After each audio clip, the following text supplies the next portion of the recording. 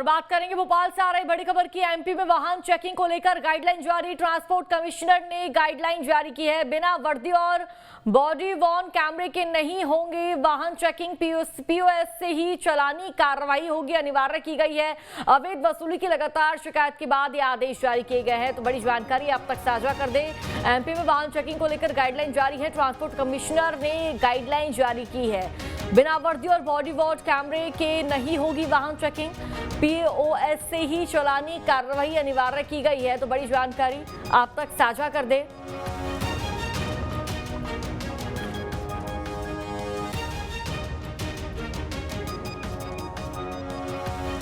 नहीं होगी वाहन चेकिंग, पीओएस से ही चालानी कार्रवाई अनिवार्य की गई है। आपको बता दें कि अवैध वसूली की लगातार शिकायत के बाद यह आदेश जारी किया गया है।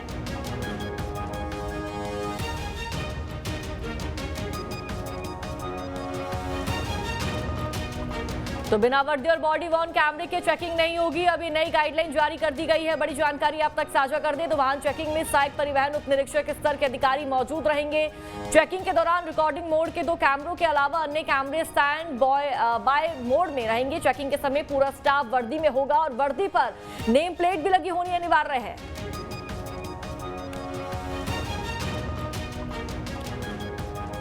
और ज्यादा जानकारी साझा करेंगे संवाददाता संदीप भमरकर हमारे साथ जुड़ चुके हैं। संदीप, क्या कुछ जानकारी सामने आ रही है? देखिए, वाहन चेकिंग को लेकर नई गाइडलाइन जारी कर दी गई है। क्या कुछ इस गाइडलाइन में शामिल किया गया है?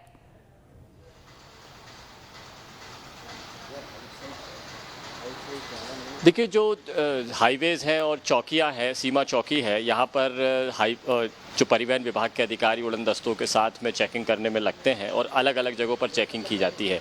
कई दफ़ा चेकिंग इस तरह से होती है कि हादसों का शिकार परिवहन विभाग हो जाता है या फिर जो मुसाफिर है यहाँ इस राह से गुजरने वाले जो दूसरे वाहन हैं वो वाहन दुर्घटनाग्रस्त हो जाते हैं। तो ऐसी स्थिति को देखते हुए साथ ही साथ में ये भी शिकायतें थी कि अवैध वसूली की जा रही है।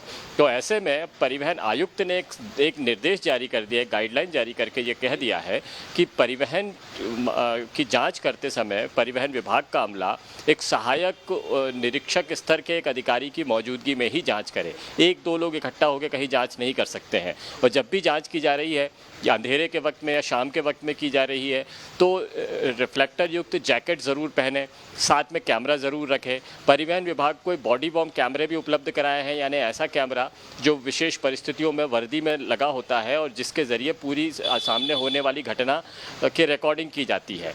और ये इस रिकॉर्डिंग का इस्तेमाल बाद में सबूतों के आधार पर किया जाता है। तो ये बॉडी वॉर्न कैमरा रखना ज़रूरी हो गया, यानी पूरे वक्त जब तक जाँच चलेगी एक कैमरा लगातार चलता रहेगा और पूरी घटना को रिकॉर्ड करता भी रहेगा। तो ऐसे में इस बात की संभावना बढ़ जाएगी कि कोई अवैध वसूली नहीं हो रही है, गलत तरीके से कोई वाहन चालकों को परेशान नहीं किया जा रहा है। और साथ ही साथ ये भी बताया गया कि जगह सुनिश्चित कर ली जाए ताकि राहगीरों को कोई असुविधा ना हो और परिवहन विभाग का जो काम है वो भी सुनिश्चित हो सके। बिल्कुल संदीप, इस गाइडलाइन में ये भी एक फैसला बहुत ही अच्छा लिया गया है कि किसी भी वाहन को आप 15 मिनट से ज्यादा नहीं रोक सकते, क्योंकि कई ऑफिसर्स ऐसे होते, कर्मचारी ऐसे होते कि वाहनों को घंटे घंटे तक रोक कर रखते हैं और अवैध वसूली करते हैं, पैसा ऐंठते हैं।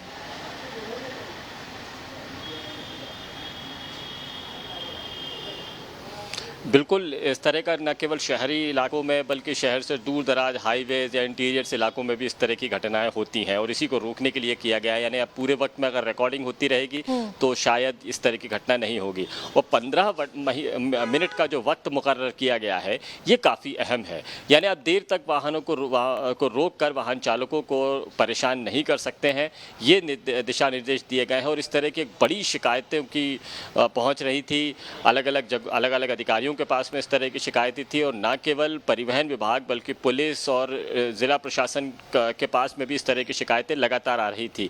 इन शिकायतों को देखते हुए अब परिवहन विभाग ने एक प्रॉपर गाइडलाइन जारी करके 15 मिनट का वक्त मुकर्रर कर दिया है।